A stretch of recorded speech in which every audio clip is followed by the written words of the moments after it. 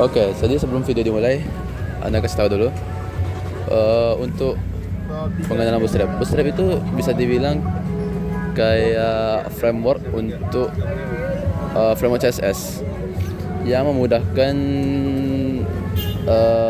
website developer untuk mengembangkan website dengan lebih mudah. Nah, maksudnya gimana? Jadi dengan adanya Bootstrap itu si developer itu lebih mudah untuk mengembangkan websitenya atau menghias websitenya.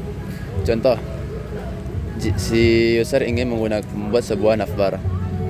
Nah, user tinggal bukan user, si developer hanya tinggal mencari sebuah seperti dia akan mencari di Google, yaitu navbar Bootstrap. Nah, nantinya akan muncul banyak pilihan yang tersedia di Google tersebut. Nah, sedangkan jika itu salah satu keuntungannya. Nah, untuk penggunaannya ya bisa dibilang cukup murah, cukup sederhana, dan utility-nya bisa dibilang gampang untuk dipahami. Untuk untuk kekurangannya sendiri, ya satu pertama, website ini susah atau bukan susah sih, karena dia sudah didesain secara sedemikian rupa. Jadi jika kita ingin mengubah sesuatu, maka kita harus mengubahnya dengan menggunakan CSS itu sendiri. Dan jangan lupa untuk memberikan tambahan tanda seru important di CSS-nya nanti. Kenapa? Soalnya yang akan dibaca jika kita tidak menggunakan important di CSS itu, maka yang akan dibacanya itu adalah si style bootstrap-nya. Contoh, kita membuat sebuah tag yaitu H1 misalnya.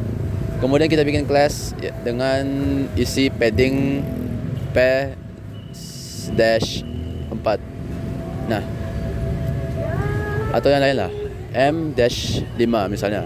Nah, sedangkan kita ingin jarak H1 dengan elemen sebelumnya itu lebih memiliki jarak yang lebih jauh. Nah, gimana caranya? Caranya kita memberikan style secara manual atau kita mengubahnya secara manual. Dengan cara gimana?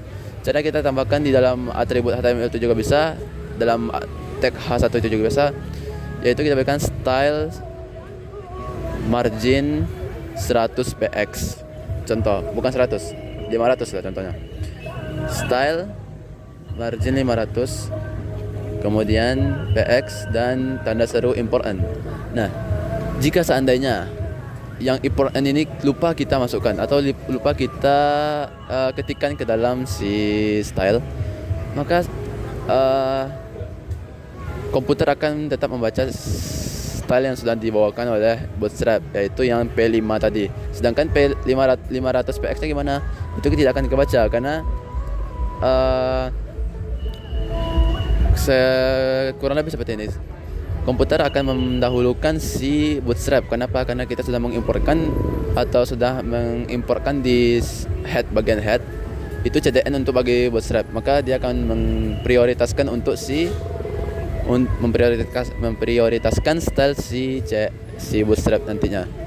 Nah, kemudian salah satu, ya tadi saya bilang kerugiannya bukan kerugian, bukan kekurangan juga. Itu sebenarnya tergantung developer, tergantung orang yang mendevelop websitenya. Jadi untuk mengubah style-style yang ada di Bootstrap itu kita perlu menambahkan important seperti tadi yang saya bilang. Kenapa? Karena yaitu dia akan mendahulukan si Bootstrap. Nah, adapun untuk keuntungan lainnya, seperti Bootstrap ini memiliki banyak template. Jika kalian mencarinya, contoh kalian cari di sini di Chrome itu, cari Bootstrap template, maka itu serius itu banyak sekali template yang akan keluar. Saya ceritakan dulu sedikit. Ketika saya waktu masih SMA waktu SMK tibanya sederajat, tapi saya di pondok pesantren. Nah, saya di pondok itu menggunakan, saya bingung pada awalnya. Saya tanya ke guru saya, Ustaz, apakah kita menggunakan kita ngetik CSS sendiri atau gimana, Ustaz? Soalnya kan kalau ngetik CSS itu lama, butuh berbulan-bulan. Oh enggak, antum pakai template Bootstrap aja biar cepat selesainya. Nah, dari situ kita tahu Bootstrap itu lebih memudahkan dan juga banyak pilihan template-nya. Contoh platform yang menyediakan banyak template Bootstrap itu salah satunya adalah Demogon. Nah, waktu itu Ana bikin aplikasi e-learning namanya Lesson itu dengan template Bootstrap. Salah satu itu Ana pakai apa sih namanya? Edumate. Nah, Ana pakai Edumate. Kalau kalian percaya, kalian bisa cari di Chrome Edumate template yang ada di Demogon. Nah, itu menggunakan Bootstrap. Nah, jadi kalau Ana pribadi untuk mengubah Bootstrap itu Ana biasanya ya menggunakan AI tentunya pastinya. Ana pakai AI, Ana mau mengubah ini, kasih prompt-nya. Tapi untuk mengubah prompt itu ya harus sesuai. Jika tidak, sama aja nggak keubah gitu. Jadi prompt yang harus kita berikan ke AI itu harus betul agar si Bootstrap-nya terubah. Soalnya beda-beda tipis itu ngaruh biasanya, setahu saya. Nah, salah satu keuntungannya itu banyak template yang disediakan banyak template yang dihasilkan dari Bootstrap ini. Itu kenapa salah satunya banyak orang yang menggunakan Bootstrap. Nah, salah satunya juga admin dashboard admin itu menggunakan Bootstrap. Contoh admin LTE atau dash app. Nah, itu menggunakan Bootstrap. Jadi ya karena itulah salah satu keuntungan menggunakan Bootstrap. Mungkin sekian. Nah, kita akan lanjut ke dalam videonya. Assalamualaikum warahmatullahi wabarakatuh.